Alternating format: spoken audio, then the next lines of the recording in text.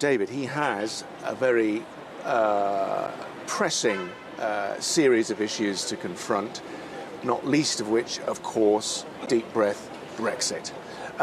He's trying to energise the party. He says he wants to deliver Brexit and unite the country. What are the chances that he can push through some magical agreement where Theresa May has failed to do so for a painful period of 2.5 years? Well, it's right. Boris Johnson, I think, is taking over at an extraordinary period after a period of stalemate on this key issue, Brexit, which has been dominating British politics for the last few years. And after a period of months of parliamentary stalemate, political stalemate, Boris Johnson has been chosen as the Conservative Party to lead them because he offers clarity on that subject. He was associated with the Vote Leave campaign in 2016, the most prominent Conservative Brexiteer. So the hope is from the Conservative Party side that he is the person who will offer clarity. He wants to get Brexit done when there have been some doubts about that.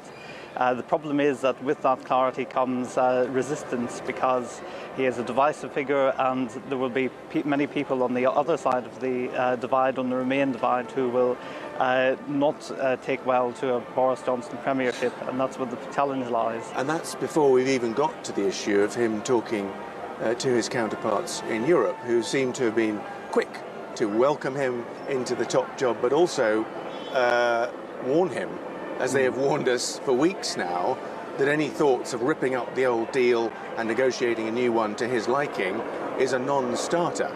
Yes, they're essentially saying nothing has changed. That old mantra from Theresa May, that nothing has changed, that is what the EU side is now saying.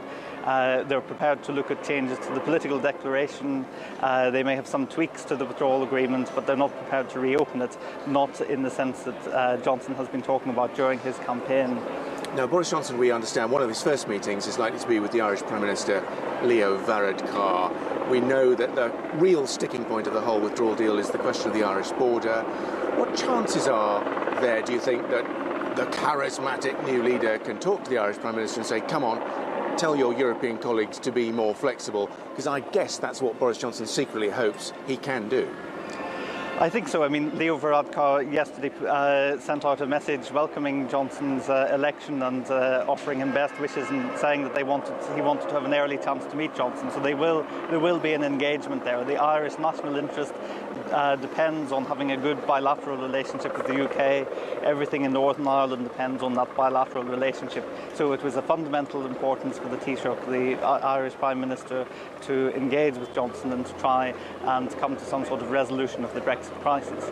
However, Johnson is again, I think the Irish government is deeply sceptical of whether he will be able to deliver. He has said some things in the past which the Irish government have been very critical about, so there will be a big challenge for him, I think, in dealing with the Irish government. All right, David, so in many ways things have changed, but many things remain the same when it comes to this intractable issue of Brexit. New man in charge, but facing the same challenges. He's got the same parliamentary arithmetic, he's got the same challenges, the same negotiating partners in Europe.